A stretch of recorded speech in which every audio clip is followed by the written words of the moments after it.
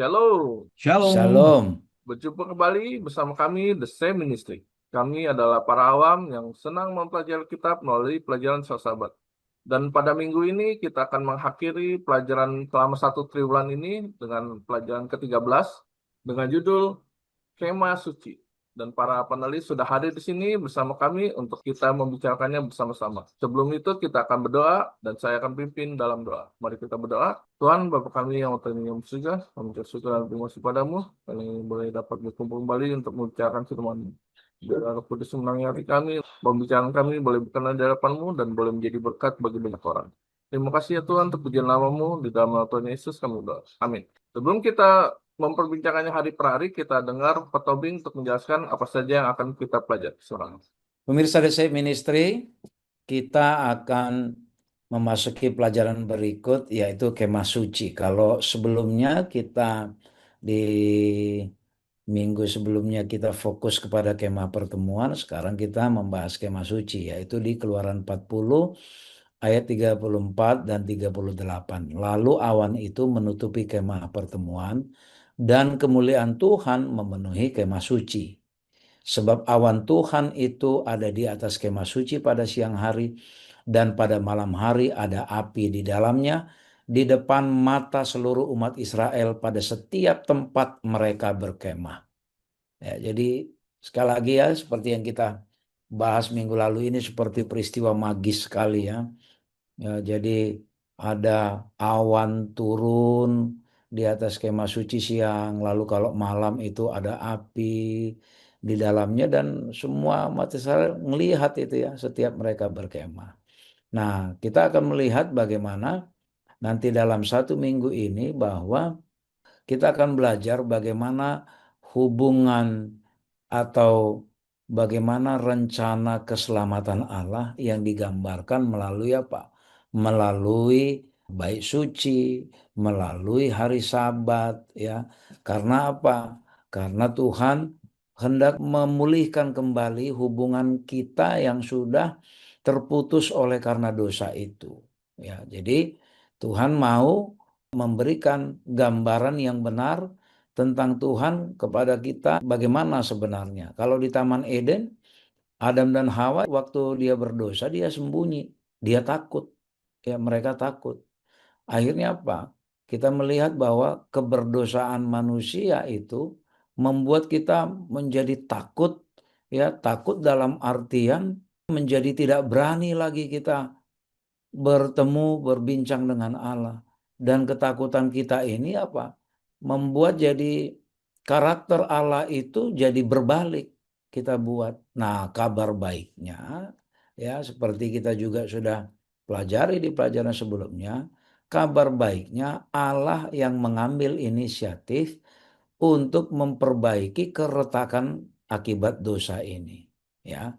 Nah, bagaimana prosesnya Allah memperbaiki hubungan kita yang sudah retak ini, nanti kita akan lihat bagaimana proses kerja Allah melalui kemah suci atau melalui bait suci. Ya, kita melihat bagaimana semua, oh di situ ternyata kita akan merasakan, oh ini semua melambangkan apa. Di setiap peralatan bait suci, di setiap urut-urutan liturgi yang di dalam bait suci ini menggambarkan apa. Ya, nanti kita akan lihat bagaimana bait suci menunjukkan apa? Kedekatan Tuhan dengan manusia. Dan nanti kita akan lihat di situ bagaimana proses bait suci itu berpusatkan kepada apa? Kepada Yesus. Demikian pemirsa di Save Ministry. Baik, terima kasih Pak Tobing untuk penjelasannya. Dan kita akan melanjutkan pelajaran kita ke hari Minggu dengan judul Hari Sabat Tuhan. Dan kita dengar penjelasan lebih lanjut dari Pak Tobing tentang hari Sabat.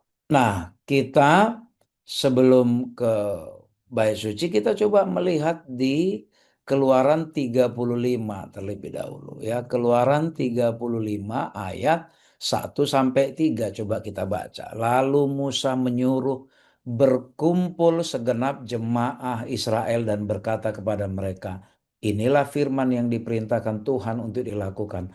6 hari lamanya boleh dilakukan pekerjaan, tetapi pada hari yang ketujuh haruslah ada perhentian kudus bagimu, yakni Sabat, hari perhentian bagi Tuhan. Setiap orang yang melakukan pekerjaan pada hari itu haruslah dihukum mati. Janganlah kamu memasang api dimanapun dalam tempat kediamanmu pada hari Sabat. Jadi pemirsa The Shape Ministry, ya, walaupun hingga saat ini ya masih banyak kontroversi atau bahkan yang menentang bahwa oh hari Sabat itu kan diberikan Tuhan kepada orang Israel, orang Yahudi saja. Itu pada waktu di padang gurun, ya tidak ada itu urusannya dengan kita sekarang, ya. Tetapi ya kita melihat ya bagaimana kebenaran yang terkandung di dalam hari Sabat, apa makna hari Sabat itu, lalu nanti setelah kita pelajari apa makna hari Sabat itu, apakah kita akan mengatakan bahwa hari Sabat itu tidak lagi berguna untuk kita, tidak lagi ditujukan kepada kita, tapi itu hanya untuk orang Yahudi. Apakah kita akan menyimpulkan seperti itu? Lalu mengapa juga Musa mengingatkan atau menekankan kembali mengenai hari Sabat? Ya, kita tahu bahwa sebelumnya Allah sudah memberikan hadiah dekalog, dan di dalam salah satu dekalog itu ditulis ingatlah dan kuduskanlah hari Sabat. Karena apa? Karena sesungguhnya hari Sabat itu sudah ada sejak zaman penciptaan. Dan itu sudah menjadi hari perhentian bagi umat pilihan Allah pada saat itu. Tapi beratus tahun mereka dibuang di Mesir, mereka sudah lupa itu dengan hari Sabat. Sudah keturunan kesekian mereka sudah lupa. Oleh karena itu diingatkan kembali. Lalu kepada kita sekarang, ya kepada kita sekarang, bagaimana pekabaran hari Sabat ini? Ya apakah hari Sabat itu masih berguna bagi kita? Apa yang ditunjukkan oleh hari Sabat itu? Sabat itu mengingatkan apa? Mengingatkan kita akan tindakan Allah yang begitu kreatif, yaitu apa? Menciptakan. Jadi ketika kita bicara Sabat, berarti ini kan bicara kreasi. Kreasi apa? Penciptaan. Ya, maka Allah menjadikan hari Sabat menjadi tugu peringatan bahwa Allah berhenti pada hari ketujuh, ya, berhenti pada hari ketujuh, ya, dan dia meminta kita pada saat itu juga kita mengasingkan hati kita, ya, mengasingkan hati kita agar kita sama sekali tidak melakukan aktivitas-aktivitas yang berurusan dengan urusan-urusan keduniawian kita. Oleh karena itu dikatakan apa poin yang terkandung di dalam hari Sabat? Setidaknya ada 5 poin. Satu, hari Sabat itu menggambarkan bahwa Allah adalah Sang Pencipta. Ya, itu satu. Artinya, apakah kita mengakui Allah sebagai pencipta kita? Jika kita mengakui Allah sebagai pencipta, maka kita sudah seharusnya menerima hari Sabat sebagai tugu peringatan bahwa Allah adalah Sang Pencipta. Berarti hari Sabat tidak diberikan hanya kepada orang Yahudi saja. Lalu yang kedua, hari Sabat menggambarkan Mesias akan datang. Ya, pertanyaan, apakah kita percaya bahwa Mesias datang? Nah, tentu kita percaya. Lalu Allah akan mendirikan kerajaannya, dan hari Sabat adalah pendahuluannya. Ya, ini makna yang ketiga. Lalu pertanyaan, apakah kita percaya bahwa Allah mendirikan kerajaannya? Tentu kita percaya. Berarti kita juga menyimpulkan bahwa hari Sabat bukan hanya untuk orang Yahudi. Hari Sabat menggambarkan sebagai hari peringatan di mana Allah pencipta kita, dan dia juga sekaligus apa? Pemberi keselamatan, karena keselamatan hanya datang daripada Tuhan. Di mana Tuhan Allah lah yang mengutus Yesus sebagai juru selamat dan penebus. Maka pertanyaan, apakah kita meyakini bahwa keselamatan hanya datang dari Tuhan? Tentu kita meyakini. Berarti kita menyimpulkan hari Sabat bukan hanya untuk orang Yahudi. Lalu yang kelima, Tuhan adalah hakim tertinggi bagi semua orang. Ya, itu menggambarkan ya bagaimana hari Sabat sebagai tugu Allah sebagai pencipta, maka dia juga adalah sebagai hakim yang tertinggi. Apakah kita meyakini bahwa kita nanti juga semuanya akan dihakimi berdasarkan kewenangan Allah? Tentu iya. Oleh karena itu pemirsa The Safe Ministry, maka segala argumentasi yang mengatakan bahwa hari Sabat itu hanya untuk orang Yahudi tentu menjadi terpatahkan. Bahkan ada satu pepatah dari orang Yahudi sendiri, lebih dari Israel memelihara hari Sabat, hari Sabat memelihara Israel. Itulah saking pentingnya bahwa hari Sabat itu di atas semuanya. Bukan orang Israel yang lebih penting atas hari Sabat. justru orang Israel itu terpelihara oleh karena apa? Oleh karena berkat Sabat. Kenapa disebut berkat Sabat memelihara orang Israel? Karena Sabat itu melambangkan siapa? Pencipta dan penebus kita. Demikianlah pemirsa The Save Ministry. Nanti kita akan lihat bagaimana hubungan Sabat juga dengan bait suci. Ya, di pelajaran selanjutnya. Demikian Pak Simon dan pemirsa The Save Ministry. Baik, terima kasih Pak Tobing untuk penjelasannya. Dan kita akan melanjutkan pelajaran kita ke hari Senin dengan judul Persembahan dan Roh. Dan kami minta Pak Fajar penjelasan tentang hal ini. Silakan. Ya Pak Simon dan pemirsa The Sip Ministry. Ini berbicara bagaimana cara membangun bait suci ya. Nah pertanyaannya adalah kapan itu ditunjuk, cara pembangunan itu kapan itu ditunjukkan? Yaitu ketika Musa untuk yang ketujuh kalinya itu naik ke Gunung Sinai selama 40 hari 40 malam dan dia bertemu dengan Tuhan. Selain dia mendapatkan dua loh batu yang baru yang ditulis oleh tangan Musa sendiri ya. Yang pertama kan ditulis oleh tangan Tuhan. Kemudian yang kedua dia memperoleh cara-cara bagaimana membangun sebuah bait suci ya. Nah, kalau kita coba melihat, saya nggak tahu komunikasi apa yang akan digunakan atau mungkin ada diperlihatkan ya. Karena ketika Musa itu dia ditunjukkan, maka aku akan menunjukkan bait suci. Jadi seakan-akan Musa itu melihat bait suci yang ada di surga ya. Karena apa? Ditunjukkan, maka aku akan menunjukkan bait suci itu kepada Musa. Artinya ada sesuatu yang diperlihatkan kepada Musa. Bait suci ini apa yang harus dibuat dengan bahan seperti apa. Nah, ketika Musa itu turun dari gunung, kemudian dia menyampaikan kepada Harun, dia menyampaikan kepada para pemimpin-pemimpin, kemudian dibukalah persembahan ya, persembahan diberitahukan kepada mereka untuk menyumbang bahan-bahan yang akan digunakan membangun kemah suci ini. Jadi betul-betul pembangunan kemah suci ini diperoleh bahan-bahannya itu dari sumbangan sukarela maupun sumbangan yang penuh dengan sukacita yang tentunya kerelaan hati ya. Emas, kemudian perak maupun barang-barang lainnya ya, perunggu, kain linen, batu-batu yang berharga yang dimiliki oleh bangsa Israel itu disumbangkan kepada Musa untuk membangun kemah suci ini. Nah, selain daripada itu, mereka juga mendapatkan pemberian-pemberian dari orang-orang Mesir ya. Dari orang-orang Mesir itu juga memberikan banyak sekali kepada bangsa Israel dan itu juga disumbangkan untuk membangun kemah suci itu. Jadi seperti halnya ada kain-kain yang sangat unik, kayu akasia, minyak zaitun, rempah-rempah dan banyak lagi barang yang dibutuhkan. Dan orang-orang juga menyumbangkan tenaga mereka karena banyak benda-benda tertentu yang perlu dibuat melalui karya artistik dan kerja keras mereka atas pembuatan kemah suci ini ya. Dan tentunya ada beberapa perabotan-perabotan yang harus dibuat ya dari bahan dasar itu kemungkinan besar itu akan dilebur ya. Emas, perak, kemudian tembaga itu akan dilebur dan akan dibuat perabotan-perabotan atau mungkin perlengkapan ya kemah suci yang ada itu. Dan itu membutuhkan keahlian ya, keahlian. Nah, siapa siapa yang menuntun itu semuanya? Siapakah yang menuntun?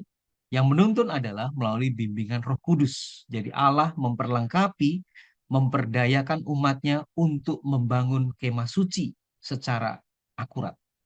Mari kita coba baca dalam Keluaran 35. Pengangkatan Besalel dan Aholiab ya. Berkatalah ayat yang ke-30, berkatalah Musa kepada orang Israel, lihatlah Tuhan telah menunjuk.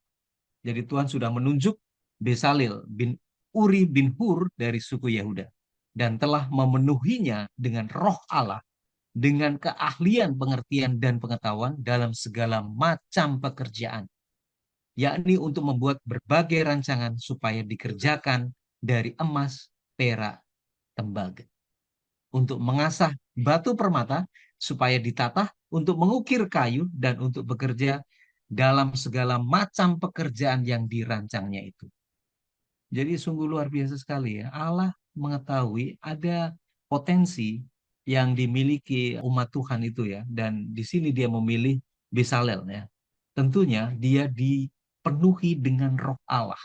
Jadi roh Allah itu sendiri yang menuntun orang tersebut itu memiliki inspirasi membuat ya dengan keahlian yang dia miliki, kemudian digabungkan dengan kuasa dari roh Allah, sehingga dia bisa membuat perabotan-perabotan yang terbuat dari emas, perak, kemudian tembaga, bahkan bisa mengasah batu permata, mengukir kayu.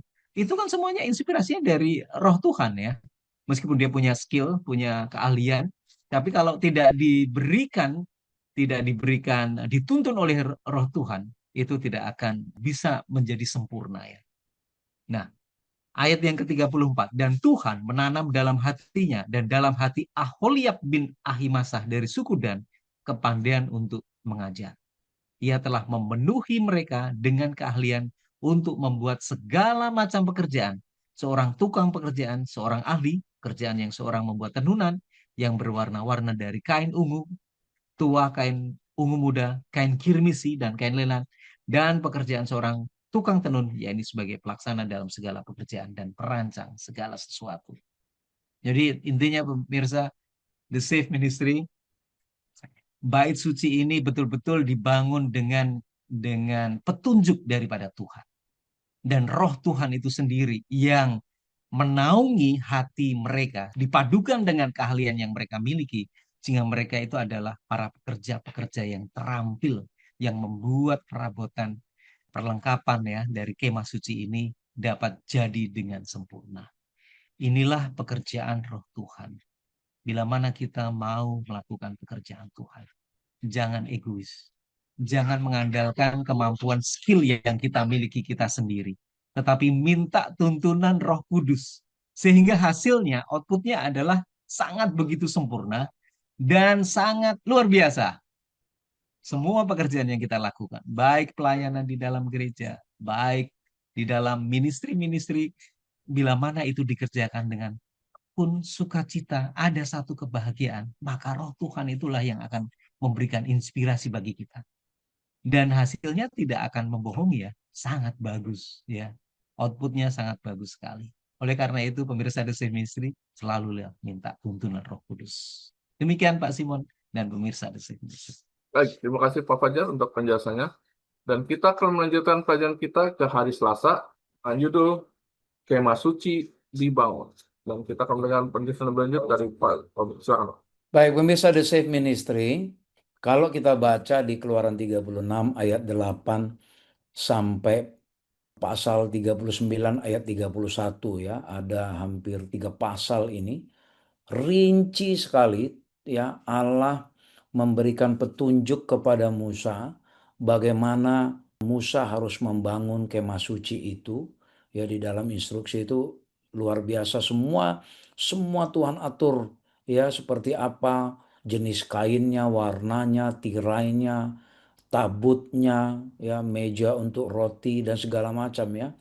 Nah, dan kita ya, kalau kita misalnya simpulkan itu akhirnya nanti dibagi ke dalam 3 tempat ya. Jadi ada 3 tempat di dalam kemah suci itu ya, di mana itu semua melambangkan apa? Kehadiran Yesus. Ya, tempat pertama ada yang namanya di pelataran. Di pelataran bait suci itu ya, apa yang kita temuin pertama? Pertama pintu gerbang, pintu masuk ke pelataran ya, yang menghadap ke timur. Ya, itu menggambarkan apa? Menggambarkan juga bahwa Yesuslah pintu masuk kita. Melalui apa? Melalui salibnya. Dan selalu menghadap ke timur ya. Nanti Tuhan datang juga dikatakan dari timur. Ya, bait suci itu juga menghadap ke timur, berdoa menghadap ke timur ya. Jadi tentu ada makna yang khusus ya. Lalu apalagi yang kita dapati di pelataran? Ada mezbah korban bakaran. Apa yang dilambangkan oleh mezbah korban bakaran? Ya, Yesus yang mati menjadi apa? Menjadi korban. Lalu setelah orang Israel melakukan korban bakaran kan tentu tangannya kotor nih, habis motong binatang atau hewan ya. Maka apa? Ada bejana pembasuhan, dicuci ya. Nah, dicuci dengan apa? Ya kan, kita juga ini melambangkan apa? Melambangkan Yesus ya, bagaimana lambung Yesus ditusuk dengan tombak, keluar air campur darah. Nah, ini kan melambangkan bagaimana kita juga disucikan oleh Yesus. Lalu kita masuk ke dalam bilik yang suci kita menemui ada apa? Oh, ada meja roti sajian. Ini juga melambangkan apa? Melambangkan Yesus. Bagaimana Yesus adalah dikatakan roti hidup. Lalu dikatakan apa lagi? Kita menemukan apa? Ada 7 kaki dian, ya 7 kaki dian yang melambangkan apa? Ini juga melambangkan Yesus. Yesuslah terang itu kan. Lalu apa lagi? Ada mesbah pedupaan. Ya, mesbah pedupaan ini juga supaya apa? Supaya harum ya. Yesuslah yang membuat apa? Yang membuat hidup kita ini menjadi apa? Menjadi bersih, menjadi harum yang tadinya bau. Lalu kita masuk ke dalam bilik yang maha suci, ada tabut perjanjian. Tabut perjanjian isinya apa? Oh, di situ ada apa? Ada hukum Allah ditaruh di situ. Menggambarkan apa? Menggambarkan karakter Allah. Ya, ada bukti kasih Allah di situ dengan apa? Dengan kematian Yesus. Lalu apa? Ada tutup pendamaian. Ya, ini juga apa? Allah lah yang mengambil inisiatif mengadakan pendamaian, ya kan? Lalu di dalamnya ada lagi 2 kerub, ya, 2 kerub yang bertugas menjaga, ya, menjaga kemanapun apa Allah ini sebagai pengawal Allah, ya. Lalu ada lagi apa? Ada sekinah yang bercahaya. Ini juga menggambarkan apa? Menggambarkan belas kasihan Allah yang tidak pernah pudar, rahmatnya yang tidak pernah pudar. Ya, pemirsa The Shape Ministry, bagaimana kita melihat kasih Allah dinyatakan, ya, dan bagaimana cara kerja Allah ya dinyatakan melalui apa? Melalui bait suci. Dan memang kita sesungguhnya ketika kita mempelajari detail dari bait suci itu, kita akan menyimpulkan luar biasa cara kerja Allah ya. Sehingga upacara-upacara yang dilakukan oleh orang Israel dahulu itu tidak boleh dilakukan dengan main-main, karena itu semua menggambarkan pengorbanan Yesus mulai dari pintu gerbang, ya pintu masuk itu sampai ke dalam bilik yang maha suci, itu semua menceritakan mengenai kasih Allah, menceritakan bagaimana bagaimana kita sudah sepatutnya menyembah Allah, memuji Dia, mengucap syukur karena apa? Karena begitulah luar biasanya inisiatif yang Tuhan Allah lakukan sehingga Dia mengutus anaknya, dan semua itu menggambarkan apa? Menggambarkan Yesus. Jadi pemirsa The Safe Ministry, biarlah apa? Biarlah melalui contoh yang sudah dibuat oleh Musa, ya, dan bahkan Tuhan Allah juga mengajarkan kepada Musa, ada ibadah harian, ada ibadah tahunan. Ibadah harian itu yang dilakukan di pelataran bait suci itu menunjukkan bagaimana apa? Bagaimana Allah mengampuni dosa kita dengan murah hati. Lalu ibadah tahunan itulah pendamaian itu yang dilakukan sekali setahun, yang menunjukkan apa? Menunjukkan Allah menyelesaikan semua urusan dosa, Dia basmi semuanya. Dan itu semua mengarah kepada apa? Mengarah kepada salib Kristus. Jadi artinya apa? Kemah suci itu, ketika kita bicara kemah suci, sesungguhnya kita sedang diarahkan pikiran kita kepada apa? Salib Kristus. Mengapa? Karena kita semua membutuhkan darah Kristus yang sudah tercurah di salibnya. Karena tanpa salib Kristus, ya tanpa salib Kristus, kita tidak punya pengharapan apapun untuk masa depan kita. Demikian Pak Simon dan pemirsa The Shape Ministry.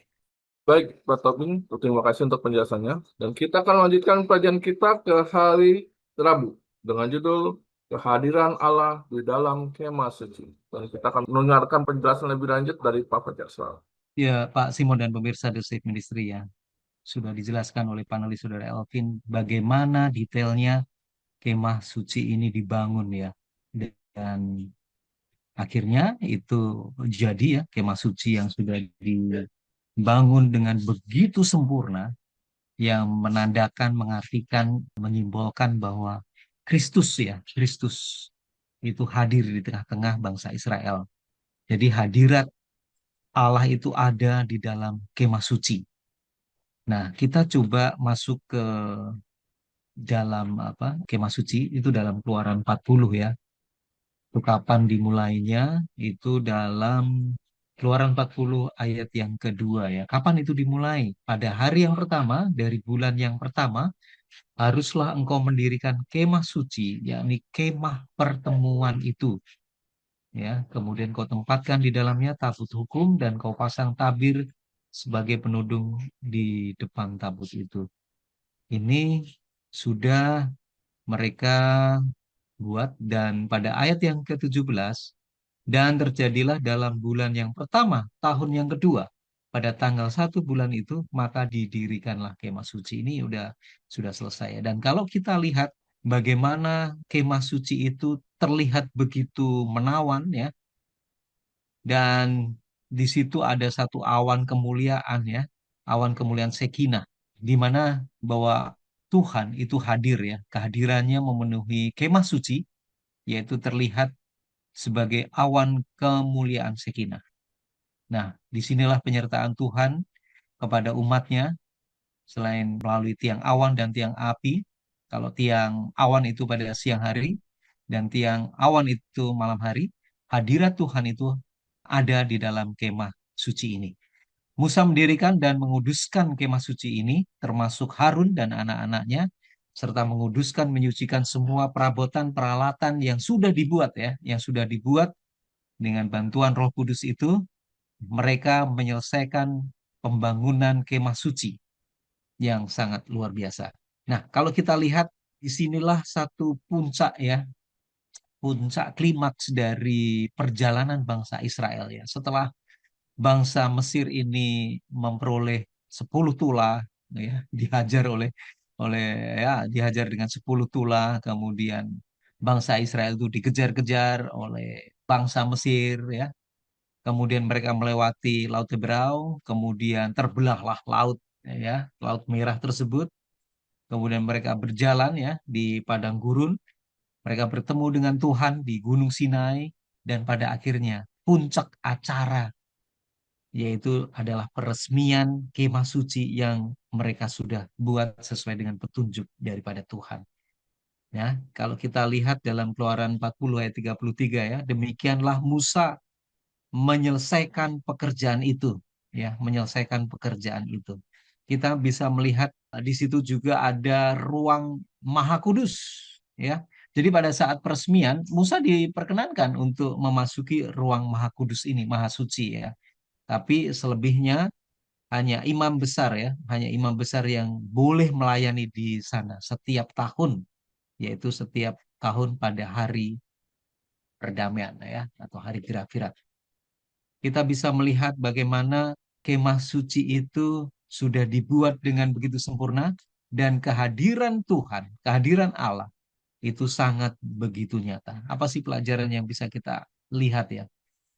Bagaimana kemah suci ini dibuat dengan begitu detail dan begitu sempurna. Menunjukkan bahwa Allah itu adalah Allah yang sempurna. Sehingga tidak heran Yesus mengatakan, "Tidaklah kamu sempurna seperti halnya Tuhan ya, adalah sempurna." Segala sesuatu selalu dipertimbangkan dengan baik. Dan hasilnya juga sangat baik.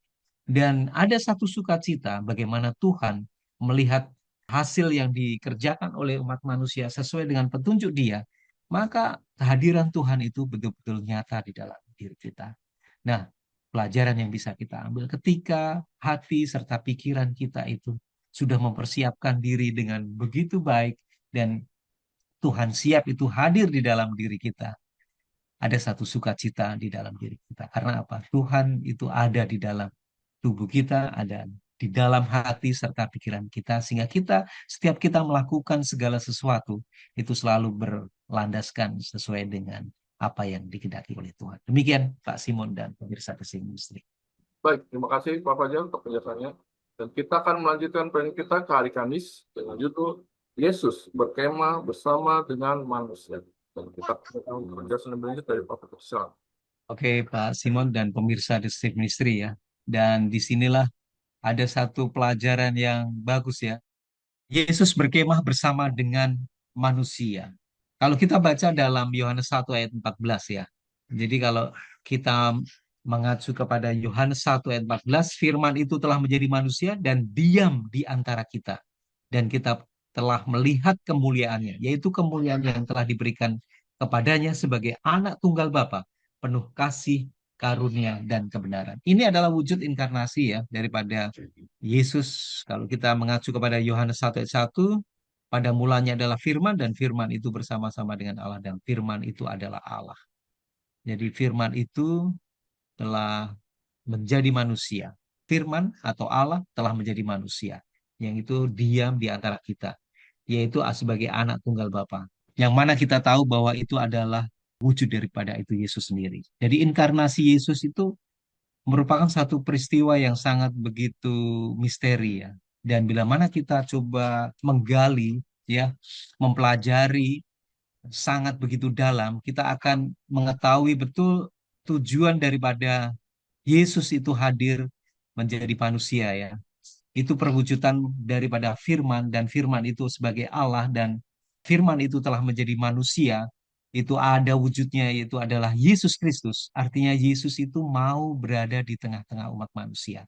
Pada perjanjian lama, Yesus itu berada di dalam kemah suci itu, dan mereka bisa bisa melayani di kemah suci ya. Imam besar itu melayani. Dan disitulah wujud kemuliaan daripada Tuhan melalui Yesus ya. Pada perjanjian baru ini, Yesus yang dikenal sebagai Immanuel atau Allah beserta dengan kita, selalu menyatakan bila mana ada 2 atau 3 orang yang berkumpul di dalam namanya, dia akan selalu hadir di sana. Setiap kali kita mengetahui, jadi wujud kemah suci itu pada perjanjian baru itu ada di dalam diri pada Yesus. Dan semua orang menginginkan ya, ingin berada dekat dengan kemah suci. Nah, kemah suci itu wujud daripada Yesus ketika Yesus mengatakan dia akan datang, dia akan menemani kita. Bila mana ada 2 atau 3 orang berkumpul, maka aku akan berada di sana. Artinya kemah suci atau Yesus Kristus itu sangat begitu dekat dengan kita. Tidak tahukah kamu bahwa tubuhmu itu adalah bait suci? Kita harus selalu menjaga karena Yesus itu hadir di dalam tubuh kita, di dalam hati ya, di dalam hati pikiran kita. Jadi setiap kali kita akan memasukkan sesuatu yang najis, sesuatu hal yang tidak baik, kita mesti harus berpikir 2 kali karena kita tahu ya di dalam tubuh kita secara fisik ya maupun di dalam hati kita itu ada wujud Yesus yang ada di dalam diri kita.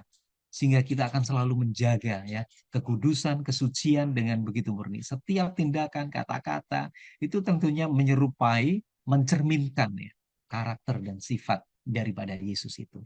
Sehingga pada nantinya ketika kita lihat ya di dalam Wahyu 3 ayat 20 ya, lihatlah aku berdiri di muka pintu dan mengetuk. Jikalau ada orang yang mendengarkan suaraku dan membukakan pintu, aku akan masuk mendapatkannya dan aku akan makan bersama-sama dengan dia dan ia bersama-sama denganku. Inilah janji Yesus kepada kita semuanya. Bila mana kita membuka hati kita ya, membuka hati kita sehingga memperbolehkan Yesus masuk di dalam hati serta pikiran kita, maka dia akan tinggal tetap di dalam hati kita. Sehingga dia akan bersama-sama menikmati ya, menikmati makan bersama-sama dengan dia. Artinya ada satu kenyamanan, ada satu kedamaian ketika kita melewati semua permasalahan dalam kehidupan kita. Tuhan selalu menyertai kita karena kita yakin dia ada di dalam diri kita. Sehingga tidak heran ketika nanti pada waktu Yerusalem akan turun ya, maka kota suci itu akan turun dari surga. Itu sebetulnya Yesus yang turun. Karena semua kota suci itu adalah bait suci itu sendiri. Dan kita tinggal tetap bersama-sama dengan Tuhan. Dan memang betul-betul Tuhan tinggal bersama-sama dengan umatnya. Yaitu manusia kita yang sudah bertobat, yang kita sudah ditebus, kemudian kita yang sudah diubahkan. Tinggal bersama-sama dengan Yesus. Demikian Pak Simon dan pemirsa The Save Ministry. Baik, terima kasih Pak Fajar. Tidak terasa kita akan mengakhiri pelajaran kita pada minggu ini dan kami minta Pak Tobing untuk merangkumkan apa saja yang telah kita pelajari. Selamat. Pemirsa The Save Ministry, ketika kita mendalami semua prosesi di dalam bait suci, bahwa inti dari ibadah di bait suci adalah apa? Pengorbanan. Karena terjadi penumpahan darah di dalamnya. Artinya Allah sudah lebih dulu menunjukkan pengorbanannya kepada kita. Itulah tanda bahwa Allah memang mengasihi kita. Dan kita pun tentu sebagai orang yang ditebus, pertanyaannya, apa pengorbanan kita? Apakah kita sudah bersedia mau mengorbankan hal-hal yang semuanya itu sebenarnya kesenangan kita, tetapi karena itu bertentangan dengan Allah? Apakah kita bersedia mengorbankan itu? Pemirsa The Save Ministry, Allah sudah melakukan terlebih dahulu tindakan pembebasan ya kita dari dosa ya. Lalu itu menunjukkan bagaimana Allah yang melalui salibnya menunjukkan bagaimana Allah benar-benar mengasihi kita. Dia mau hubungan kita diperbaiki kembali. Sekarang mari menjadi pertanyaan bagi kita masing-masing. Maukah kita? Bersediakah kita berkorban? Bersediakah kita menyambut pengorbanan Allah itu dengan pengorbanan kita juga? Walaupun berkorban seperti apapun kita, sesungguhnya itu tidak bisa mengimbangi kasih Allah. Namun pengorbanan yang dibutuhkan dari kita adalah pertobatan setiap hari. Sama seperti Allah menunjukkan kepada Musa yang mengadakan ibadah harian, itulah pertobatan setiap hari. Maka ketika hari pendamaian, ketika ibadah tahunan terjadi, hari pendamaian itu datang, maka kita didapati pertobatan kita itu didapati sempurna di hadapan Tuhan. Biarlah melalui pertolongan Roh Kudus Tuhan, kita mau berkorban oleh karena Allah sudah lebih dahulu berkorban bagi kita. Kiranya Tuhan memberkati kita. Terima kasih pada para panelis, Pak Elvin dan Pak Fajar yang telah menyampaikan pelajaran kitab selama 1 minggu ini. Kiranya apa yang kita pelajari ini boleh kena di hadapan Tuhan, dan kita juga mengetahui bahwa tema suci yang dahulu dibuat Musa adalah melambangkan kepada Yesus Kristus yang telah menyelamatkan kita. Dan kita akan menutup pelajaran pada minggu ini, dan kami minta Pak Fajar untuk berdoa. Silakan. Baik, kita satu dalam doa. Kembali kami datang menghadap kehadirat-Mu Tuhan. Tidak henti-hentinya kami mengucapkan syukur dan terima kasih oleh karena pengorbanan Engkau di atas kayu salib yang mewujudkan kami dapat boleh dibenarkan. Melalui pengorbanan Engkau sebagai anak domba yang tercurah darahnya, biarlah itu dapat boleh mengimani hati serta pikiran kami, sehingga kami dapat mendapatkan satu kehidupan kekal seperti yang Engkau janjikan. Dan kami selalu percaya bahwa Engkaulah Juru Selamat yang dijanjikan, sehingga kami dapat boleh mengimani dan memiliki satu kesempatan memiliki kehidupan kekal, tinggal bersama-sama dengan Tuhan. Bapa, kiranya Tuhan akan memberkati kami semuanya, pemirsa dimanapun mereka berada. Biarlah kami dapat memahami akan arti pengorbanan kasih yang begitu besar yang Tuhan sudah tunjukkan kepada kami terlebih dahulu, sehingga kami bersedia rela untuk berkorban untuk Engkau, dan kami mau menuruti akan segala firman Tuhan.